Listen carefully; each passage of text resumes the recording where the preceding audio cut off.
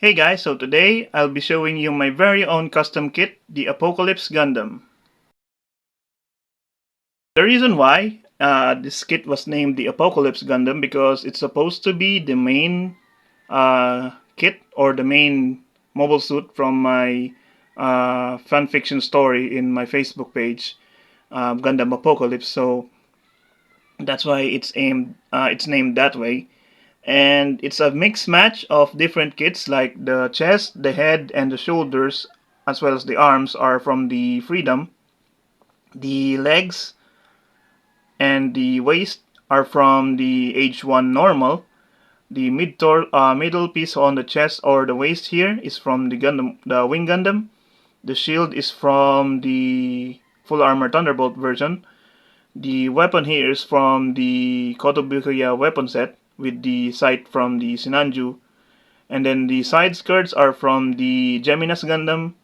And then the backpack is from the Double Gundam. And then for the V-fin here, it's a mix of Strike Freedom and other V-fins that I have extra, which I just made into a three-sided V-fin here. And then as for painting, I decided on painting it into the original color scheme, which is original Gundam color scheme, which is red, blue, white, gray, and yellow. So that's why it has the original Gundam color scheme. And then I also decided to add some weathering on the body here, like on the torso here. I added some dry brushing and some weathering using some pencil on the edges of the armor parts, as you can see here. And I also used gunmetal for the weapon, that's like you can see here, as well as the inside of the shield, as you can see. And then I added some sight here on the chest, mainly from the Dynamis, I think. So I removed the other vent of the Freedom here and just glued a sight here on the left side. And then for the backpack here, oops, I just glued additional thrusters here for the backpack from the Full Armor Gundam and just attached a beam saber holding part here for the beam saber. And really that's it for the parts. And also some of the shield or the side skirts from the Wing Zero are added on the lower arm here for added armor. It's like so. And overall, I think that I made a very good job on this kit. I also added some battle damage here on the shield. So yeah, that's the appearance of the kit itself. And I also drilled some holes here on the shoulder armor and I attached some metallic colors here on the holes. I added some putty work here on the shoulders and made some vents on the inside of the shoulder here. And I think that's it for the putty work. I also added some putty here on the inside of the front skirts so it will not look hollow, although the putty work is a bit weird. And it's starting to flake out because this is an old custom that I made in 2019, I believe. And yeah, I also added some added armor here on the knees. These are from the side skirts of the Impulse, which houses supposed to be the daggers. And that's it for details really on the kit itself. So yeah, the Apocalypse Gundam here is supposed to be the main mobile suit on my story. If you want to read the story, you can just visit my fanfiction page in Facebook. I will just put a link on the description on this video so you can read it. Although it's not yet finished, it's a good story about. It's a mix of Gundam and zombies, which because I watched the anime which has a train on it. I think it's Cabaneri, the title of the anime, and I was inspired of on that anime to make a Gundam story. And what if the story in Gundam involves zombies. So yeah, that's why I named the Gundam Apocalypse, because it's in the apocalypse era during a Gundam period. So yeah, it's a very mixed story. And if you want to read it, you can just click the link on the description here on the story page. So yeah. As for accessories, the main accessory here is the beam rifle or the beam cannon. It's originally supposed to have an original beam rifle, but unfortunately it got broken when I started to handle this kit. So it doesn't have the beam rifle anymore. Instead, it just have the original cannon here, which is all painted into gunmetal. So the scope here is from the bazooka of the Sinanju, and then the main body is from a Kotobukiya weapon set, I think. And I added some decals on it as well to make it look more mechanical, I think. So yeah, no, the only moving part here is the secondary handle, but unfortunately, due to the paint, it made it stiff and it's prone to breaking, so it's stuck in place. And I also used some build knuckle hands, which has a secondary hinge from the ball joint here, which has a much better range of motion than just the normal holding hands from high grades. And then the shield here, it's a bit of a loose shield because the grip is not that great. So the shield is from the Thunderbolt version of the full armor, and I just made it upside down just like so. And I added also some decals on it, like the A12 here from the, I think, the origin version of the Zaku, and also the symbol here. So yeah, and I also added some scuffs and some bullet holes on the shield, and I added some dry brushing on it to make it look like it's been used many times as a defense weapon here, as you can see. And I think that I made a very good job in doing the weathering on the shield than the Gundam itself. So yeah, I think that I will do the same here on my other customs that I did here on my version. And I added some barrels here from, I think, the beam sabers of the crossbone Mao. So I decided to just use them as beam cannons here on the shield, as well as some third-party build fighters weapon set to make some missile launchers here on the shield as well. So yeah, it's being used upside down just like so. And the connector piece here is originally from the Wing Gundam. So I just glued it onto the shield here just like so, and now it has a handle.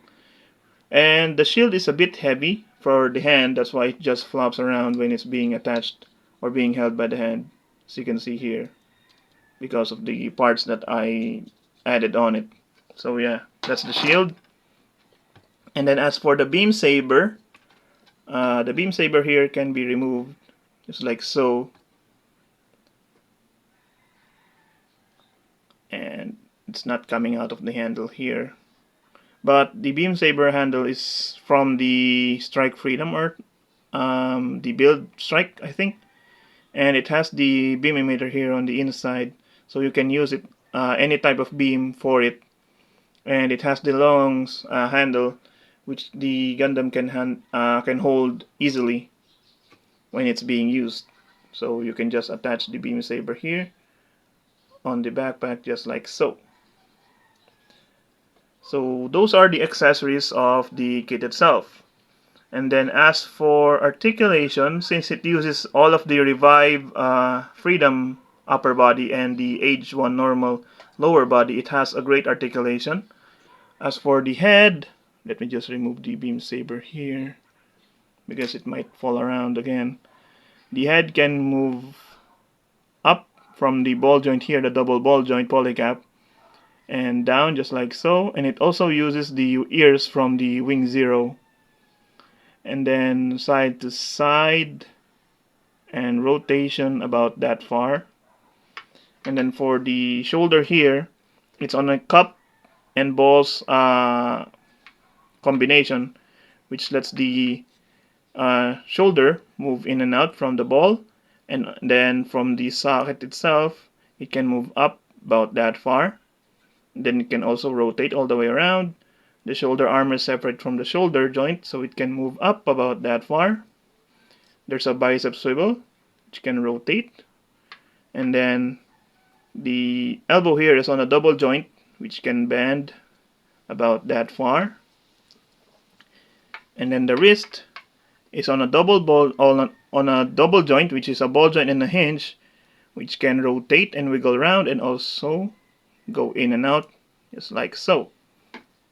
And as you can see here, I tried to apply two shades of white for the armor, like the inside of the shoulder here or the bicep here is on a little bit of a darker white. As you can see here, a bit of a very light gray on the inside, and then white for the outside rim of the bicep here. And then the shoulder armor here, the upper part is on a very light gray, and then the lower part of the shoulder is white. And then the same here on the armor here. I did also the different shade of white. So yeah, those are the different shades of white that I use, and also here on the knees and on the legs. And then for the torso movement, the torso can move forward about that far and go back about that far. It became a bit stiff because of the paint job. And then side to side a little bit.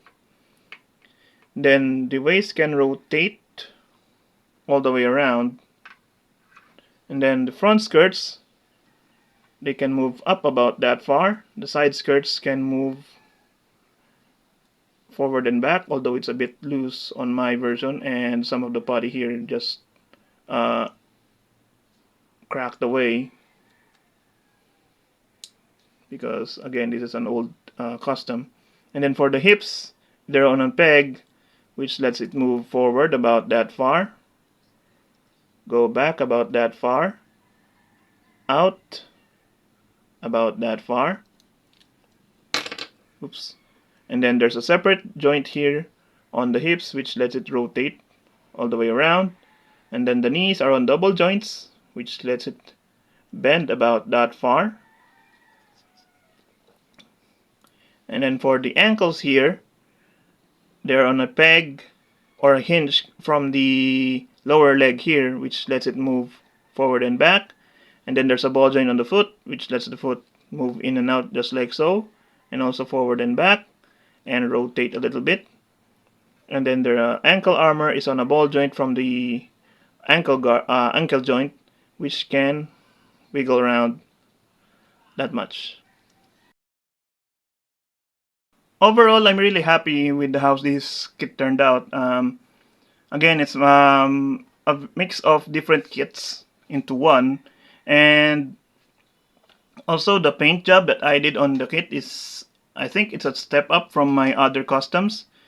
The weathering looks much better than the very first custom that I did, and the decal application is much better because I used a majority of water slide decals, which looks much better than the sticker style decals that I used on my other customs.